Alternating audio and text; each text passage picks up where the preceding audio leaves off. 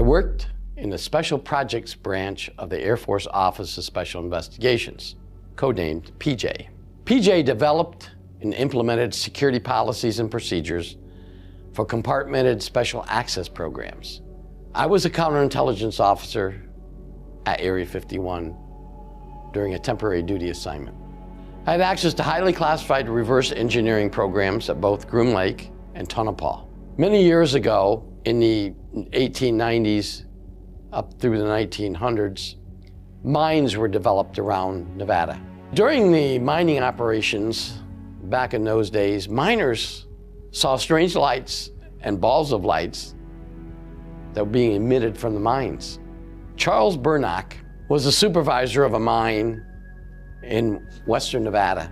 He wrote about seeing balls of light and also flying equipment coming out of some mines. Now, this is in the early 1900s, and UFOs wasn't even a terminology back in those days. Balls of light. In fact, in the early 1900s, we didn't have anything flying other than hot air balloons, no aircrafts. Wright brothers hadn't perfected flight Kitty Hawk yet. So what is that? What did he see? What was that he wrote about in a old mining magazine?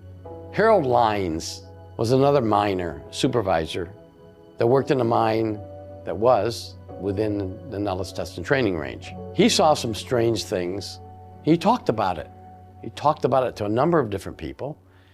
He even discussed it with a reporter from a San Francisco newspaper that was doing a story in that area about the old 49ers, a group of settlers that were trying to find the Continental Divide.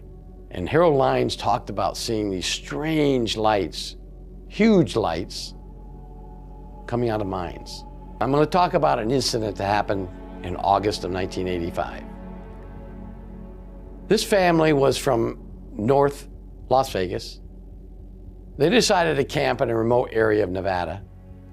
George, the father, read an article about an old mining town in Nevada. George's family consisted of Virginia, his wife, and 2 children, Denise, age 7, and Billy, age 13. The family owned a 1977 Ford station wagon, which was used on this trip. The family left their home in North Las Vegas and drove to Alamo, where George got gas and Virginia picked up a few grocery items.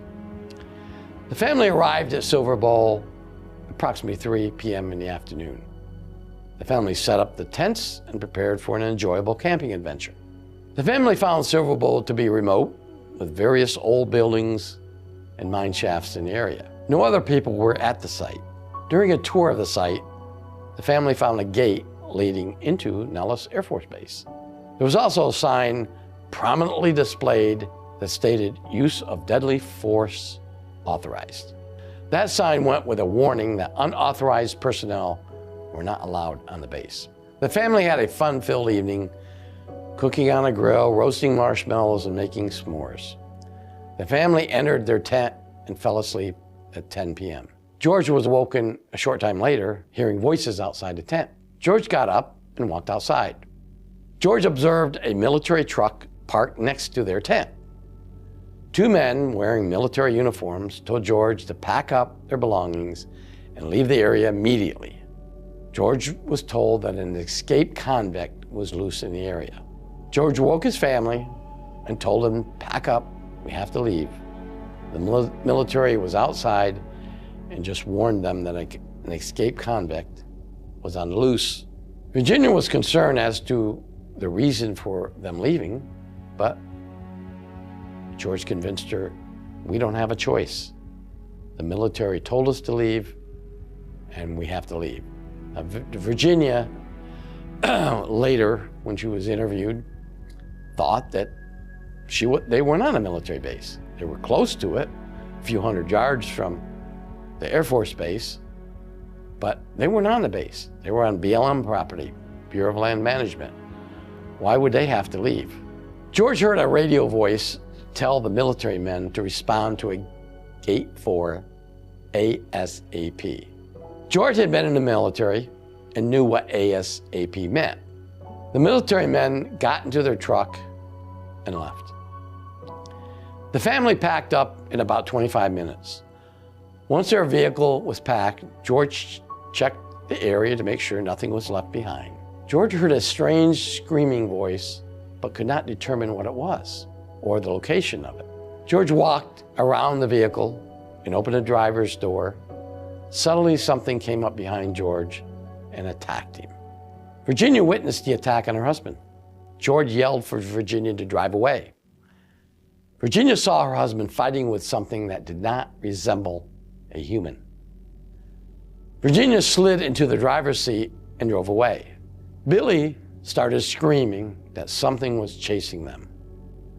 "A monster," he said. "Mommy, there's a monster behind us." Virginia drove east to Reveille Mill Road, south to Cedar Pipeline Road, and then on to Nevada 375, which is now called Alien Highway, Extraterrestrial Alien Highway. Virginia drove to Alamo and found the Lincoln County Sheriff's Office. Remember, this is in the morning, but no one was there. Virginia found a phone and telephoned the sheriff's dispatch. Virginia explained what had happened and wanted help in finding her husband.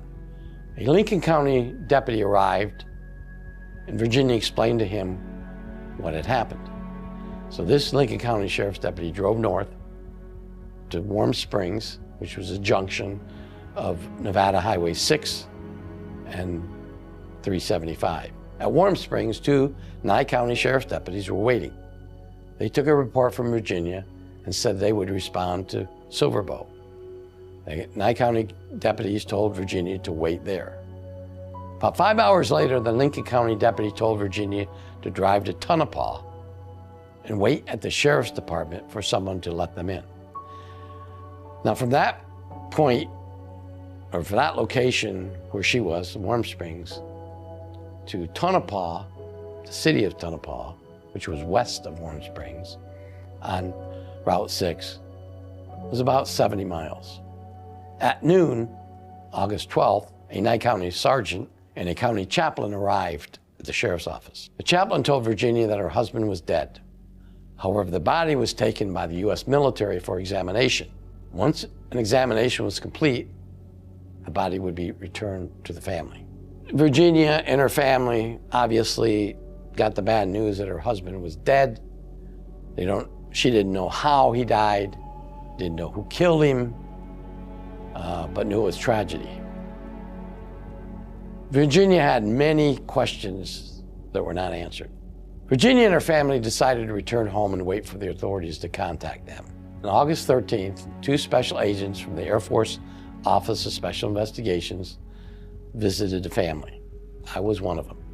The agents advised Virginia that George was killed by an escaped convict from the base. The convict was caught and killed by military police. George's body would be returned to a funeral home in North Las Vegas on August 19th. The agents expressed remorse for her loss, but could not answer any further questions at this time. I was there at the house with Virginia. Her kids weren't in the area where we were talking to Virginia. She was despondent, crying, talking about how long they'd been married, her and George, her family, the history of what her plans were in the future. I was heartbroken. But we told her what we knew at the time. Now it was criticized after this incident was first told some years ago of why I lied to her. Well, I didn't lie to her. I wasn't at the scene of Silverbow. I hadn't investigated what had happened at this point. I knew something was involved the Special Access Program. I didn't know exactly what, myself or the other agent, who was agent, his last name was Harrison. So we told her what we knew, and I tried to answer all her questions, but she had a lot of questions I just couldn't answer. On August 19th, the U.S. Air Force mortuary vehicle brought George's body to a funeral home. But the mortician told her George's body was in pieces and she should not view it. She immediately became despondent again, upset. Why can't I look at my husband's body? The mortician said, you don't want to see your husband that way. Virginia told the mortician that she wanted an autopsy performed. The mortician handed Virginia a form which stated that an autopsy was performed at Tonopah Field Hospital, Tonopah Test Range, Nevada.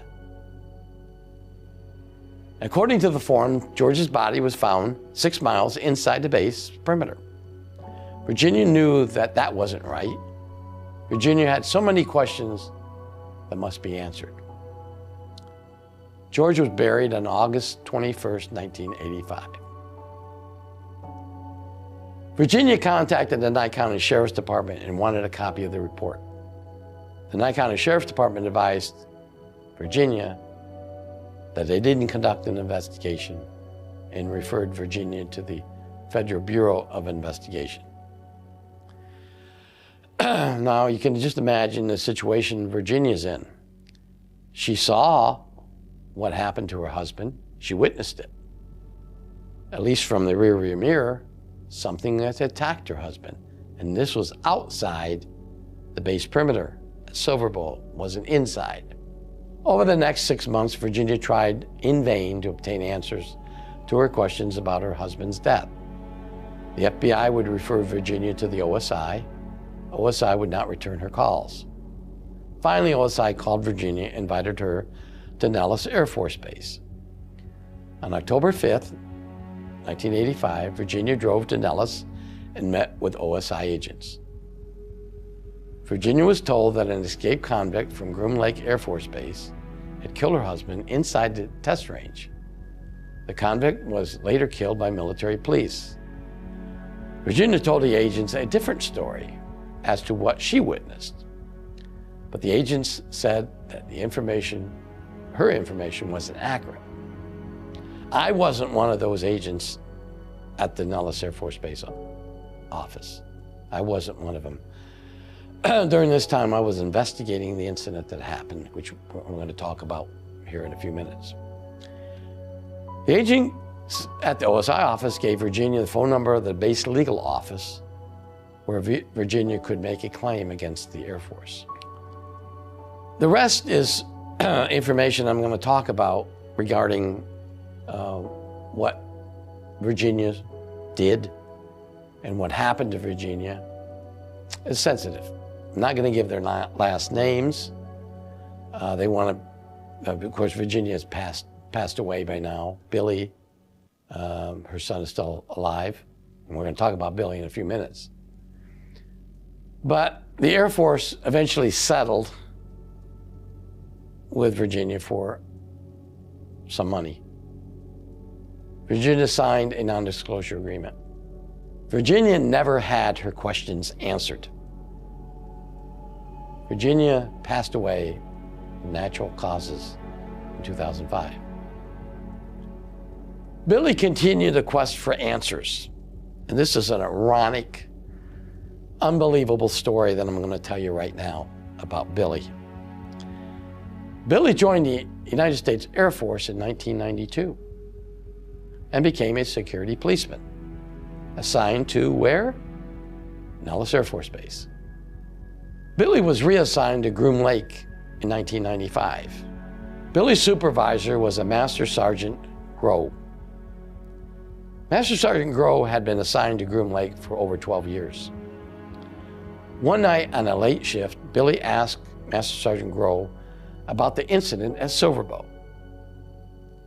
Without telling Master Sergeant Grow that his father was the one that was killed there, Master Sergeant Grow told Billy about the incident.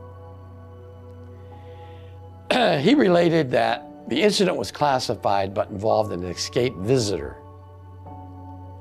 After a puzzled look on Billy's face, Master Sergeant Grow explained that the U.S. government had visitors from other planets in captivity near Papoose Lake Complex. One of those visitors escaped and killed a man. Billy asked about the visitor, and Master Sergeant Grove said that after the murder, the visitor was killed.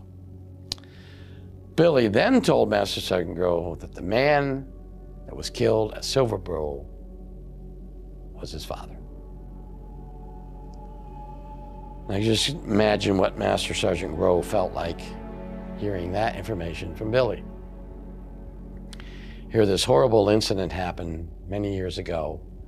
Master Sergeant Grove was involved in the search for this visitor. And now, in 1995, Master Sergeant Grove meets the son of the civilian that was killed. Master Sergeant Grove was heartbroken and said how sorry he was for Billy's loss. Billy did visit the area near Papoose Lake called S2 Annex. However, Billy never learned any more about the incident. Billy retired from the Air Force in 2012 and lives in Ohio. On that particular evening, I was awoke by the Operations Command Post at Groom Lake and informed that an incident had happened and that OSI was requested at the scene. So I got up and got into my clothes, and we always utilize a two-man concept, meaning I went next door to my partner's room and knocked on a door and told him to get up, let's go, we gotta go out. We weren't told what it was. And when we got to the security police building on base, we were told that a visitor had escaped. We knew what the visitors were, although I had never seen one, and I didn't have access to S2 Annex. And they advised us that they were searching for this visitor. And about an hour and a half later, by this time we were at the OSI office, which is building 435 at Groom Lake, sitting around drinking coffee, waiting for command post to notify us to respond to wherever we were supposed to respond to. And we were then advised the situation had taken place near Silverbow and that there was somebody dead. So we responded to this area. And what had happened is part of what the Air Force told Virginia was truthful. The visitor attacked her husband at Silverbow, but dragged his body into the Nellis Test and Training Range. And the body was found a few miles inside. Now the creature didn't eat George, but he killed him. At that area, the security police had a confrontation with the visitor. Now there were procedures to try to capture this. They had netting and other devices that they could capture escaped visitor. But because of the fact that it had just killed a human, the security police supervisor at the scene, a lieutenant, ordered his men to shoot and kill the visitor, and they did, and the visitor was killed. It was our job to respond and conduct a crime scene investigation and a report. When I got there, this visitor was lying on the ground with a tarp over it. This particular species, when it decayed, it emitted a toxic fumes. And so we had to stay some distance away. But I was able to look at it from a distance and see it. They issued us some gas masks, which we put on, and I walked over and looked at it. It looked like a praying mantis. To me, it looked like a huge praying mantis, a 7-foot tall praying mantis with a cape, weird-looking face, and protrusion as for hands. Now, I'd never seen one before, and I was never briefed into what the species were.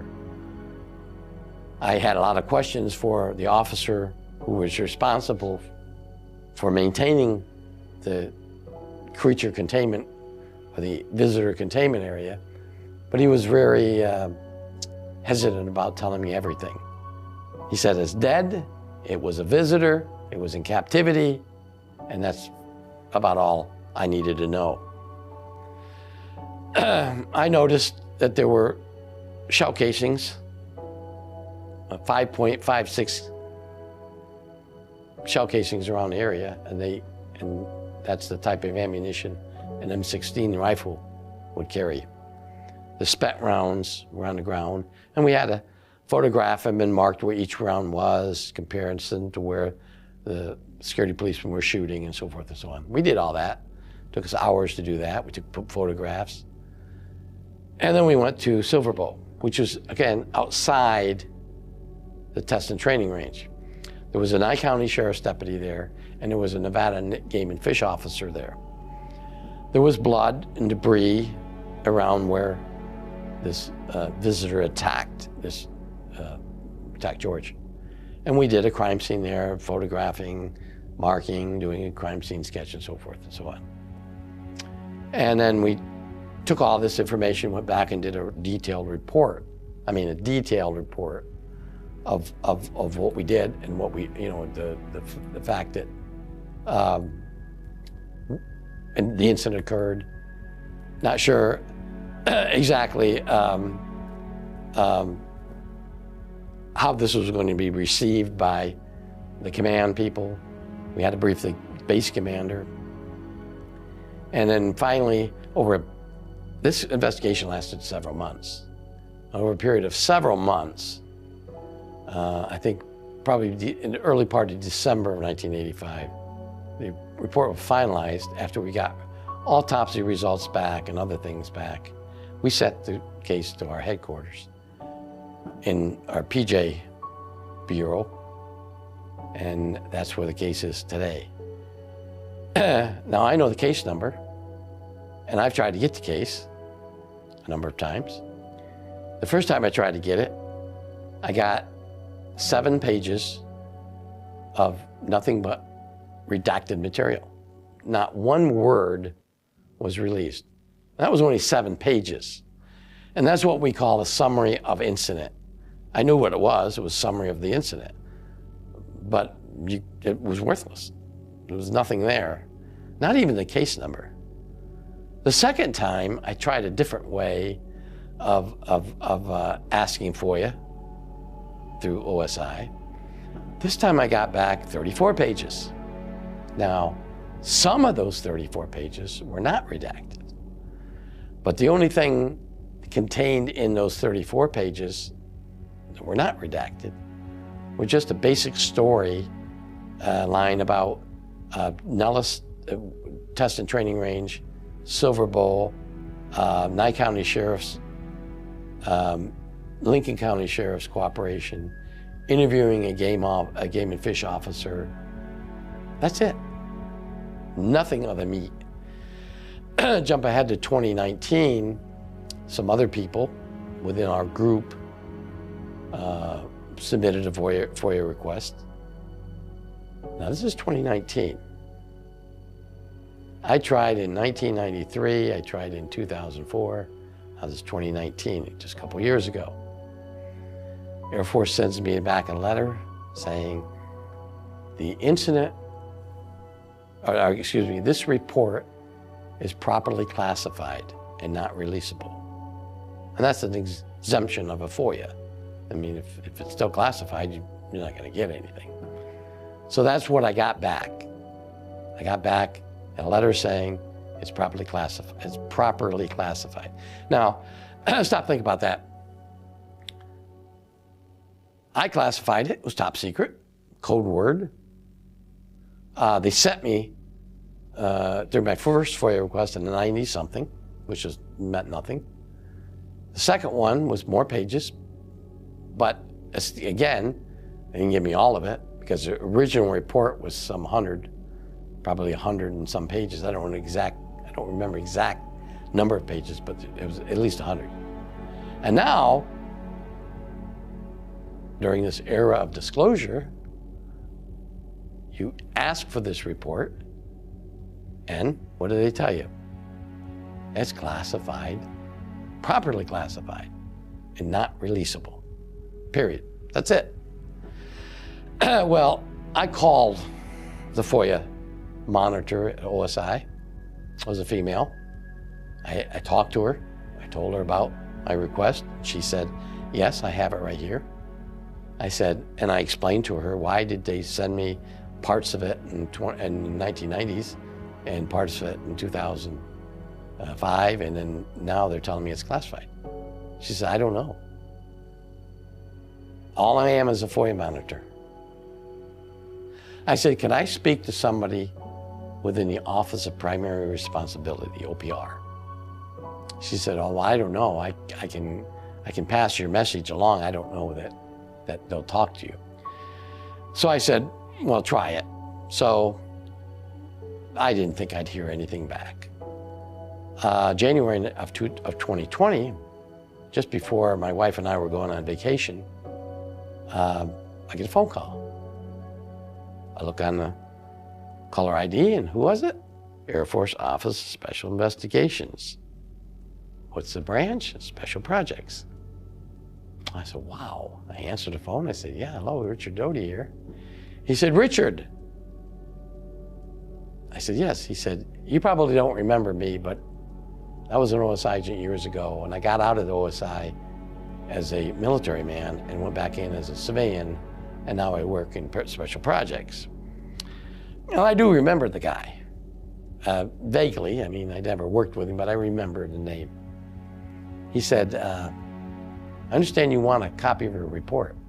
I said, yeah, I want a copy of this report, and I gave him the file number. He said, that's your report. I said, I know it's my report, but I want to get it so I can talk about it. He said, what do you want to talk about? I said, I want to relate this incident. He said, we can't release it to you. I said, how can you justify it still being classified all these years? He said, I'm not at liberty to discuss that with you on the phone, but you of all people, you worked in this bureau, you of all people would know why it has to be classified. I said, no, I don't. After all these years, some of this can be released. Maybe not the identification of the visitor or talking about George or the family or what happened, but the mere fact that we had something there and an incident did happen should be released. He said, well, good luck with that. We're not going to release it. It's still classified. And you know that if something's properly classified, it's exempt from disclosure under FOIA. I said, I understand that. I'm fully aware of that. But I want just something that can tell me that the incident happened. I said, what if I was to go out and talk about this incident? What are you going to do to me? He said, I don't think they'll do anything to you. So I left it at that. And now I'm out here talking about it. I'm not going to disclose everything. There's a lot more to this. I mean, I could sit here for 3.5 hours and detail some of the things we found in the investigation and some of the things that Billy and his sister and his mother that involved them, but I'm not going to do that. All I'm going to say is what happened, incident at Silver Bow. I hope you enjoyed this episode. I suggest you do as much research as you can about Silver Bow and see what you can find out. If you like this video and you want to see more amazing content, go ahead and check out the next video on our channel.